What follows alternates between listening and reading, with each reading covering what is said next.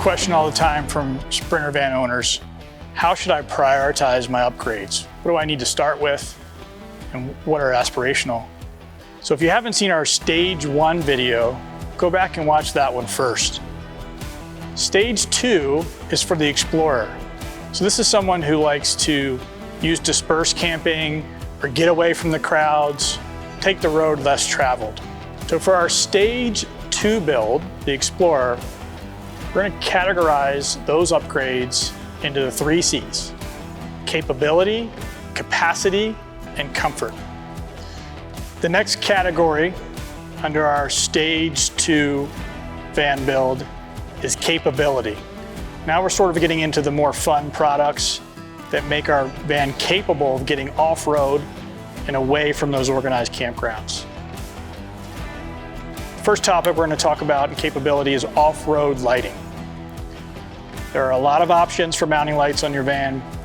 Probably the most common for Revels would be a roof rack mounted light bar. Our van is not equipped with the factory roof rack, so we're going to start in a different place.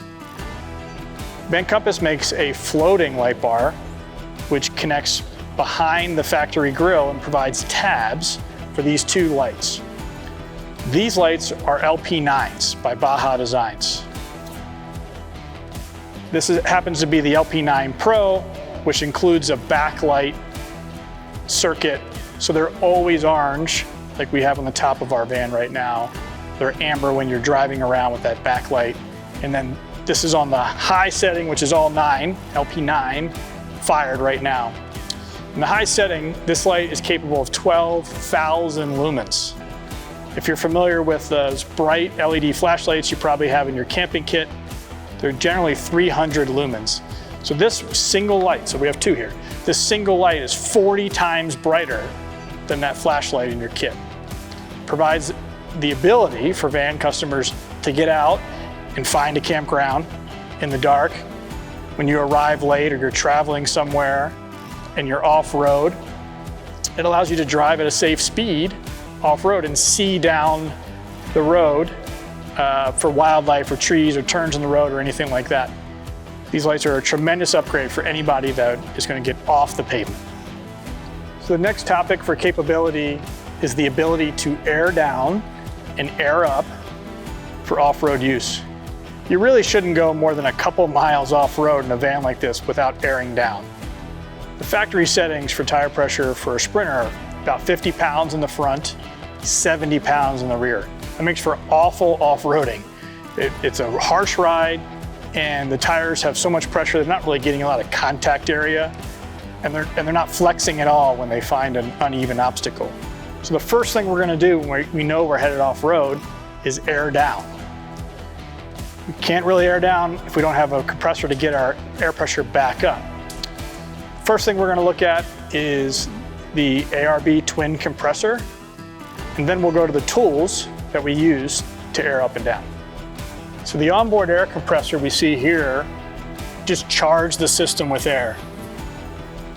On our van, we've got a chuck up front, typically used for airing up the front tires, and a connection in the back where we'll do the rear tires separately. There are a lot of products and manufacturers that offer tools to keep in your kit so you can air down your tires when you go off-road. We've tried a number of those products and have landed on Morflate as our provider of choice for airing up and airing down, because this van goes off-road so much. We have dual valve stems, and I'll show you why that's handy for both airing up and airing down. If I'm going to air down now, I'll put my tire pressure gauge on here. I'll take the cap off of the quick deflate here, and I'll just pull my tab and I can watch the pressure go down. It takes about 10 seconds to air down this tire. So let's say we've aired down, we've done the off-roading we're going to do for today, we're ready to get back on the pavement. What you see here is the Morflate system with a 2-hose connection. There are 4 hose connections for those vehicles that run the same tire pressure front and rear. Of course, we know in a Sprinter, the front pressure is lower than the rear, which is why we have a 2-hose set up here.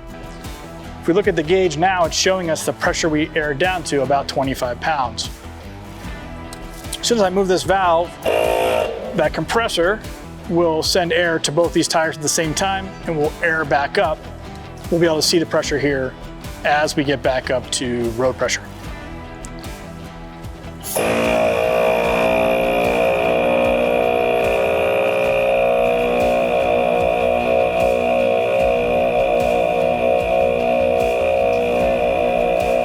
The next topic under capability in our stage 2 build is our front winch bumper solution. There's several options out there. We really like the CA Tune bumper. We really like the Agile Telluride bumper, and those provide a little more aggressive look for your front bumper option. Our shop van has a Van Compass hidden winch bumper, and we like this for a number of reasons. One of which is that it maintains the factory plastic. You almost can't tell it's there without looking. The other nice option about the Van Compass front winch bumper, the hidden winch bumper, is that it protects the def tank, and not all aftermarket bumpers do that. So there's a steel plate that wraps around here, protects the diesel exhaust fluid from being hit and damaged when you're on the trail or on the road. And of course, if that is damaged, you can't go anywhere. You're stuck where you are.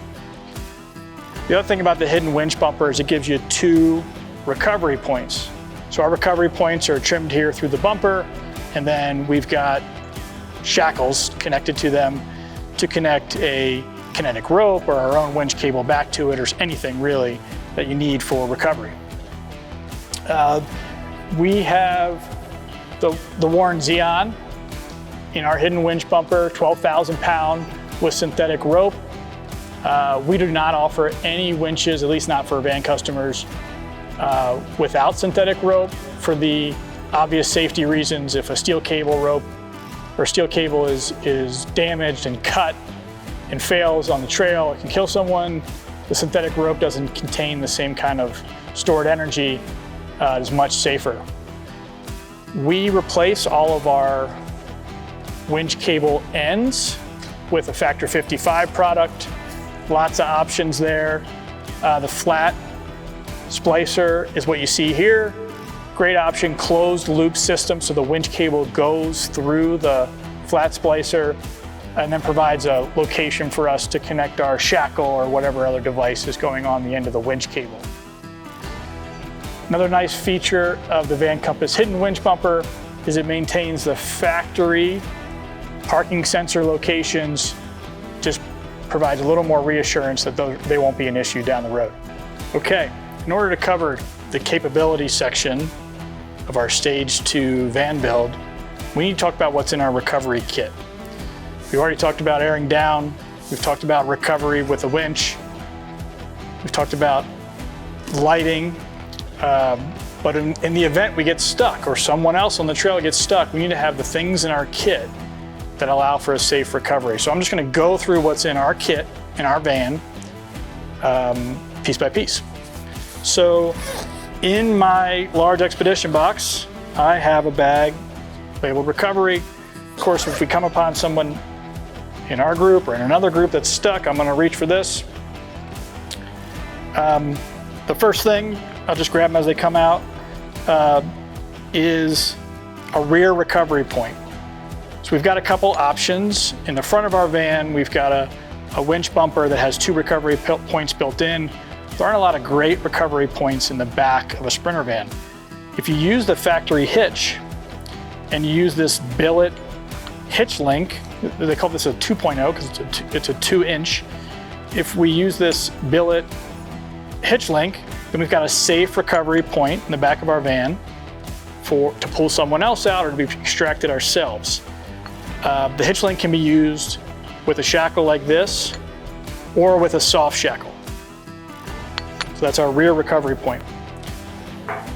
Once we've got our safe recovery point, we're going to use one of 2 things probably to pull out if we're not winching. That would be a kinetic recovery rope like this. You're going to want to look at the capacity of your rope. We can help you with that. This is a 7/8 rope. And then there's one size larger that Factor 55 offers. But in my opinion, kinetic recovery ropes have come a long way in the last maybe 5-10 years. And this is a great way to pull a vehicle out that's stuck. There are some specific instructions about how to use it, about how much rope should be on the ground when you do your tug. And so I'd encourage you to look up the instructions that Factor 55 has online for that, or take our recovery class here where we cover how to use this rope. Okay, we also keep spare shackles in our kit. Maybe we're connecting two ropes, or we're putting a tree saver or something on that needs to be held together, so we keep spare shackles in our kit. Whenever you're winching with your van, it's best if you can double up your winch rope so it goes out to an anchor and then back to your own bumper. That doubles the pull power of your winch, takes it from 12,000 pounds in our case to 24. Most folks are familiar with a snatch block. This is a great product to use instead. Rope retention pulley. Of course, we have our soft shackle here. We can go through the pulley. Our winch cable goes through and back on our van. And as the drum of the winch pulls, the van's doubled up its pulling power and coming towards our anchor, another vehicle or a tree. If we're using a tree, what we don't want to do is kill the tree, or leave a scar in it. So we always keep in our kit a tree protection strap like this. Goes around the tree, keeps a steel cable or a choker or something else from digging into the bark and either scarring or killing the tree.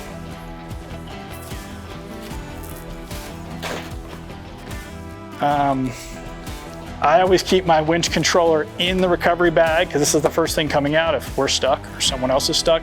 I don't have to hunt for it. It's not in the glove box or in some other spot. It's with the recovery gear here.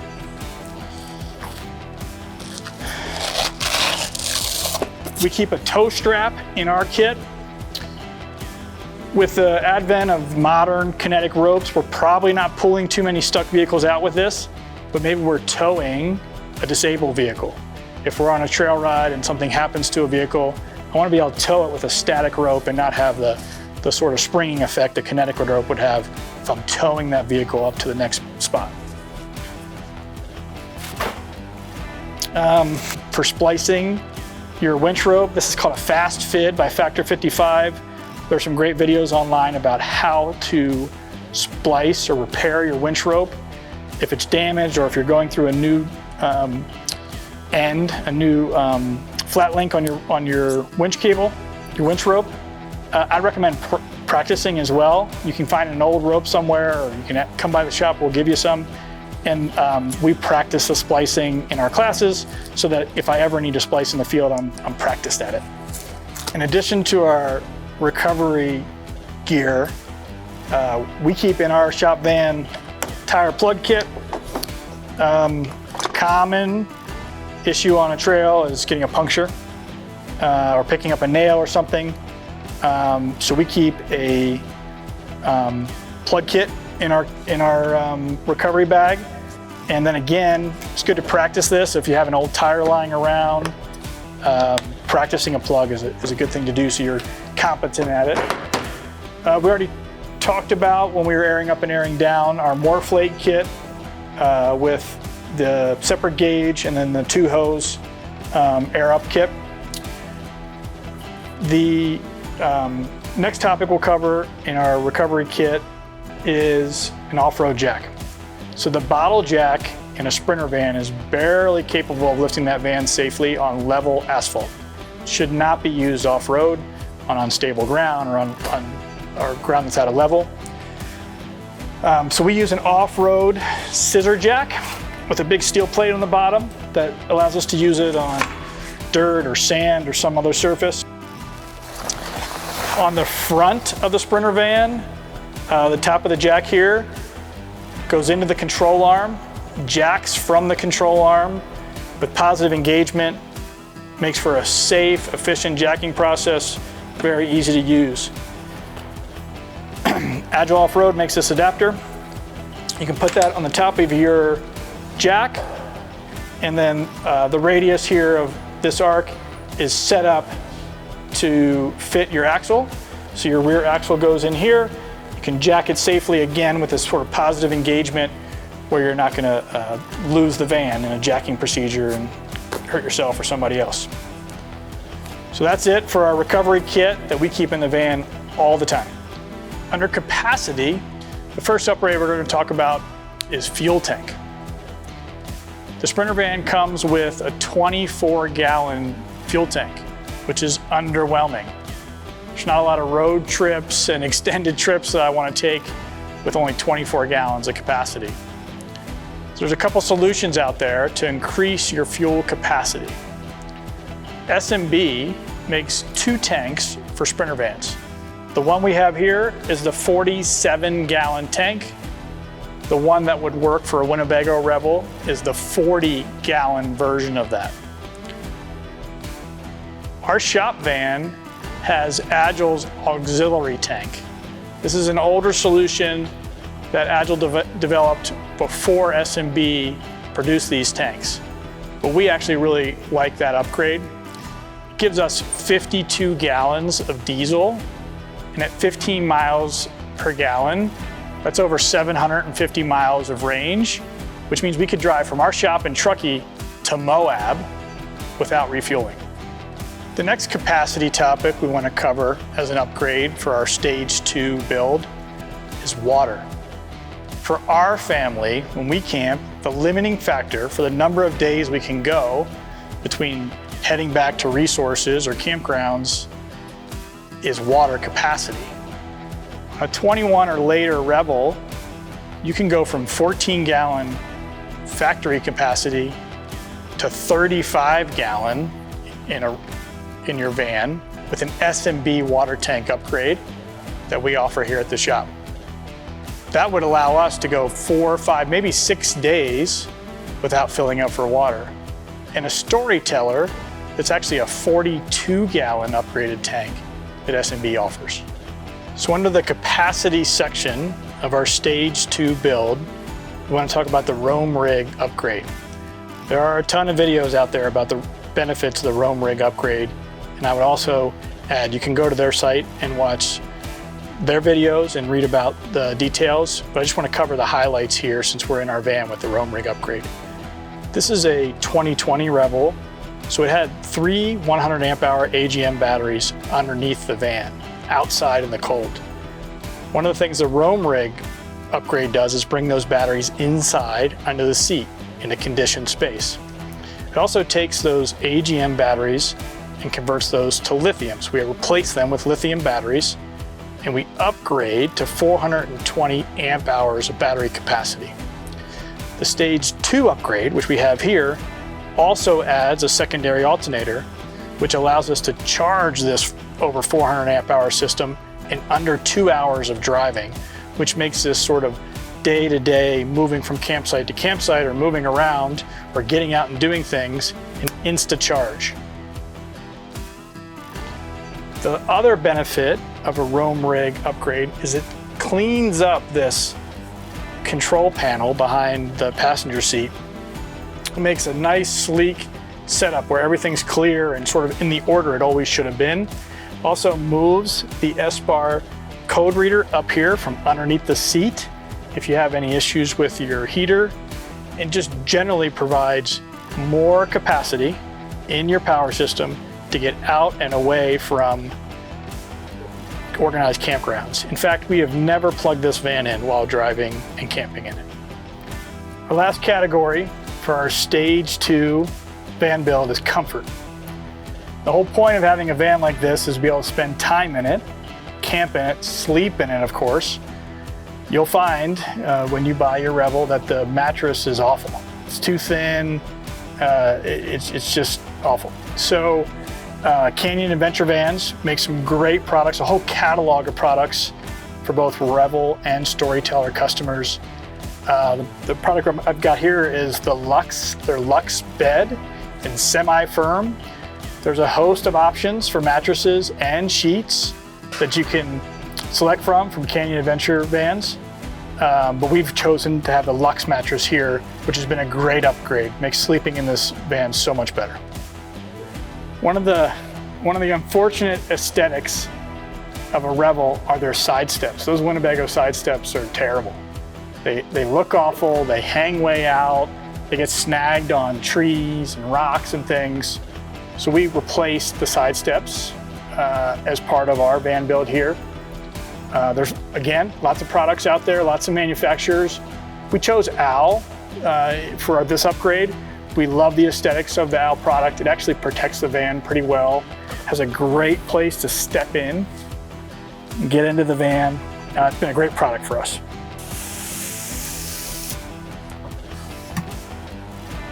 Hello there. The slider door has a very small window on the Winnebago Revel. So one of the upgrades we've been doing a lot this year is this replacement window in the slider. Lets a ton more light into your van. Has a big area here to allow fresh air when you're cooking or doing other things or just trying to cool down the van. And then it provides a better environment for driving. So if you've ever noticed in your Revel, if you're trying to merge to the right and you look back through this window in a factory Revel, you can't see very well in that small window. So this upgrade provides a lot safer merging over to your right when you look back over your shoulder. So one of the disappointing things when you buy a very nice modern van is the stereo. The stereo in the Sprinter van is not good. So it doesn't really have any bass, the sound clarity is not very good, and frankly, talking to someone on the phone or listening to a podcast is almost impossible at highway speed. So our friends at Rome Rig have developed what they call the Beatbox. The Beatbox is a system that includes ARC audio, amplifier, subwoofer, and replacement speakers. It makes hanging out in your van and thumping the tunes very enjoyable, but it also makes those long road trips much less fatiguing. So what you'll find is the sound is amazing. Where we all belong, still I want